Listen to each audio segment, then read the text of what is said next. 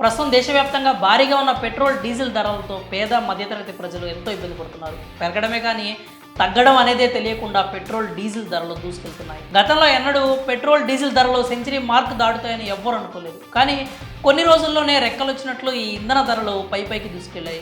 నిత్యం వాహనాలు ఉపయోగించే ప్రజలు ఈ పెట్రోల్ ధరలను తట్టుకోలేక అల్లాడిపోతున్నారు. అలాంటి వారందరికీ ప్రముఖ వ్యాపార దిగ్గజం రిలయన్స్ ఇండస్ట్రీస్ అధినేత ముఖేష్ అంబానీ గుడ్ న్యూస్ చెప్పనున్నారు. ఆయన చేసుకున్న ఒక కీలక ఒప్పందం త్వరలోనే పెట్రోల్ డీజిల్ ధరలను అతి తక్కువ ధరకే దేశ ప్రజలకు అందించనున్నారు. ప్రపంచ మార్కెట్లో క్రూడ్ ఆయిల్ రేట్లు పెరిగితే మన దేశంలో పెట్రోల్ డీజిల్ రేట్లు పెరుగుతాయనే విషయం తెలిసిందే. కానీ అదేంటో అనేక సార్లు క్రూడ్ ఆయిల్ రేట్లు పడిపోయినా కూడా మన దేశంలో మాత్రం పెట్రోల్ డీజిల్ ధరలు పెరిగాయి. కానీ ఇక ముందు అలాంటి పరిస్థితి ఉండదని అంటున్నారు ఆర్థిక నిపుణులు. అందుకు కారణం ముఖేష్ అంబానీ వెనిజులా దేశంతో చేసుకున్న ఒప్పందమే. వెనిజులా దేశంలో సైతం ముడి చమురు నిక్షేపాలు ఉన్నాయి. కానీ ఇన్నాళ్ళు వెనిజులాపై నిషేధం ఉండడంతో ఆ దేశం నుంచి ముడి చమురు దిగుమతి చేసుకునేందుకు అనుమతి ఉండేది కాదు.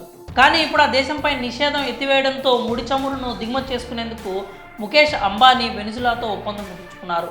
ప్రస్తుతం ప్రపంచంలో అత్యధిక చమురు నిల్వలు కలిగిన దేశంగా వెనిజులా ఉంది. ఆ దేశం నుంచి చమురును దిగుమతి చేసుకునేందుకు ఇప్పటికే అంబానీ ఆర్డర్ను బుక్ చేశారు. దీంతో వెనిజులా నుంచి చౌకగా చమురు లభిస్తే తన బంకుల్లో ప్రస్తుతం దొరుకుతున్న ధర కంటే చాలా తక్కువ ధరకే పెట్రోల్ డీజిల్ అందించుకున్నారు. ప్రస్తుతం అంతర్జాతీయ మార్కెట్లో లభిస్తున్న ముడి చమురు ధర కంటే బ్యారెల్కు $8 నుంచి $10 తక్కువ ధరకే వెనిజులా నుంచి చమురు దిగుమతి చేసుకోవచ్చు.